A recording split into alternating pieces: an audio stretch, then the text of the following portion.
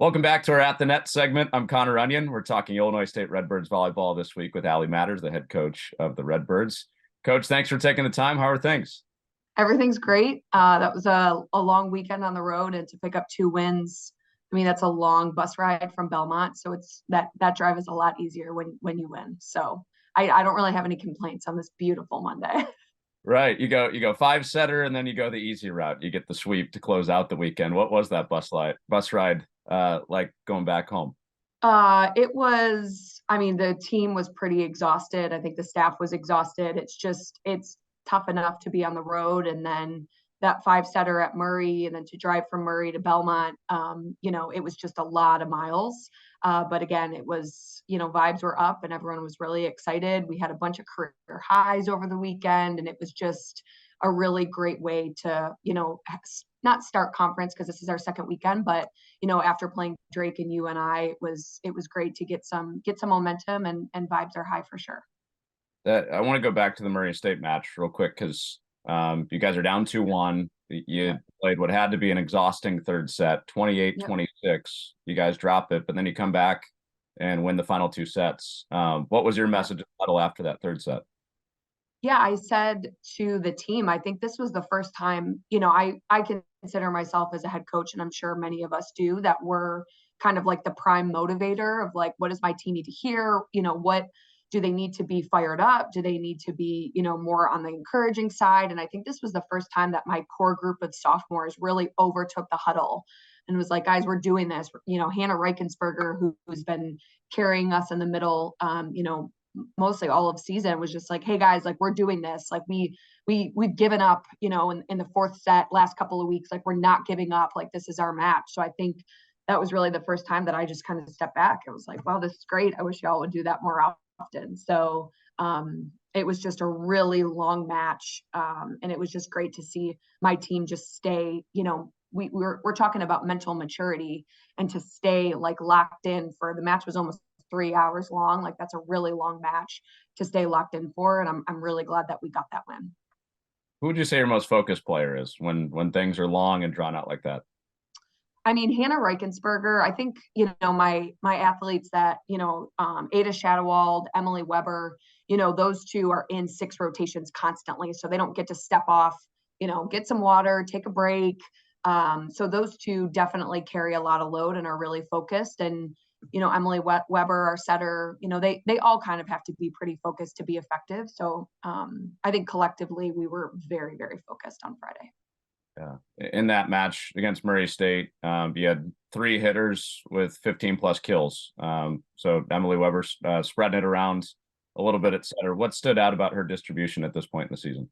Yeah, I think that we, as a unit, we played, Drake and UNI, and you could just tell that those offenses were very effective, very quick. A lot of graduate students, just a lot of seniority and experience. And that's something that we've been battling, in my second year. Is my first year, the majority of our starters were freshmen. And now this year, the majority of my starters are sophomores. So all of that takes time. And I just think that Emily is finally connecting with obviously people in her own class, and then welcoming graduate students like Bella Zeman and Kara Cooper. They've really been playing together for, maybe a little bit over 2 months. So I think that Emily is finally feeling confident and connecting with our attackers, and it's leading to some really good matches for us.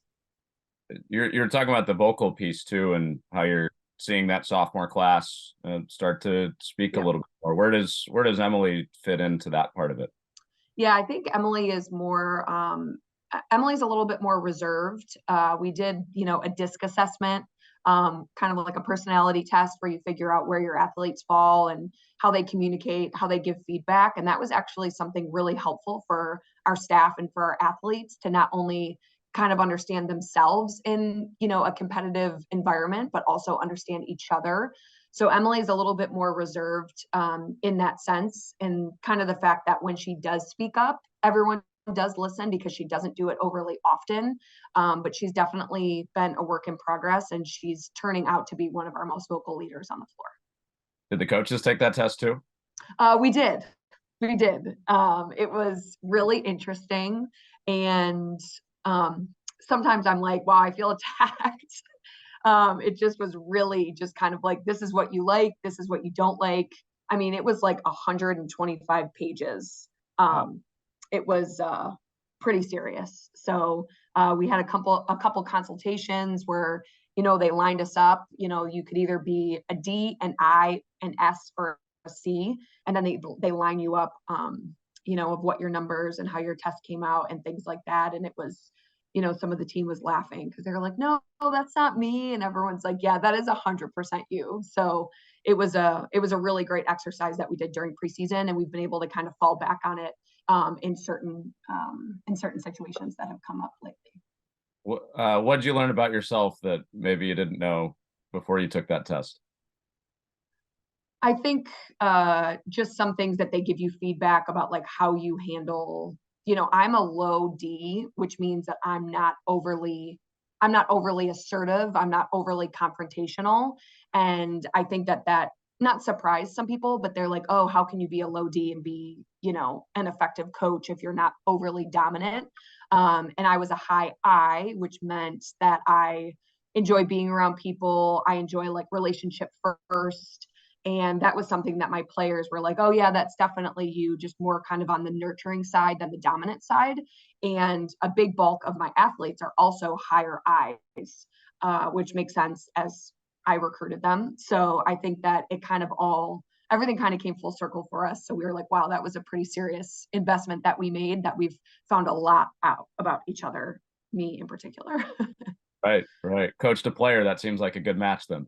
Yes. Yep. Yeah. I'm really glad that we did it. You have a strong reputation of developing really good liberos in your coaching career. Mari Hinkle, your libero this year. What's stood out about her development since she transferred in and you got hands on her and got to develop her a little bit? Yeah, I think, I played libero in college my junior and senior year. When I was working at Seton Hall, the head coach, Allie, she was a libero in college, and we had really, really great liberos at Seton Hall. I had an amazing libero at Wright State, Jenna Story, and it's a position that I'm pretty passionate about, and I know what I want in a defender and what I look for. And I think that, we needed kind of like this 1 year position for us, and Mari really, fit that what we were looking for. I think Mari is she's just one of those players that she's very constant. She's not overly emotional. She doesn't have highs and lows. So I think that she is pretty self-motivated. She can work herself out of positions or certain situations that she's uncomfortable. And she's just really been a constant for us in that position, something that we've needed.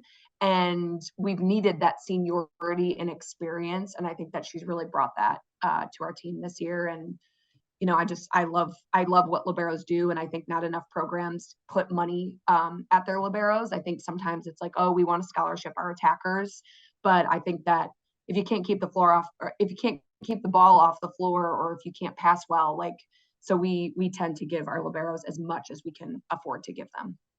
You've seen it from both angles. You've been the attacker when you were playing it outside, Yeah. and then you transitioned into libero. Yeah. How do you think that's helped you as far as kind of seeing the whole game and the whole floor now that you're a coach? Yeah. Yeah, I think that as an attacker, when I got recruited by Seton Hall, I wasn't really sure what position I was going to fill, and a new head coach had come in that didn't recruit me, and I spent a little bit time on the outside, and then when I got moved to libero, I think that transition was when you're trying to read attackers, or when you're trying to figure out, where the block is and where they're going to hit the ball. I just kind of thought, well, this is where I would have hit the ball if I was that outside hitter. Or, oh, she has a hole or she has a seam, I'm going to hop in that seam, because that's what I would have tried to hit when I was an attacker. So I think that it's just storing different situations in your mind and being able to read attackers. So that transition was, I shouldn't say easy for me, but it made sense. And I felt that I had a view of the entire game, and not just being a libero my entire, childhood and just going into that role. It was great to play numerous positions. Yeah, no doubt. Well, Coach, thank you so much for the time. This was really fun. Good luck this weekend. Thank you. Appreciate it. Thanks for having me. You got it. This has been At the Net with Connor Onion with Illinois State and Allie Matters.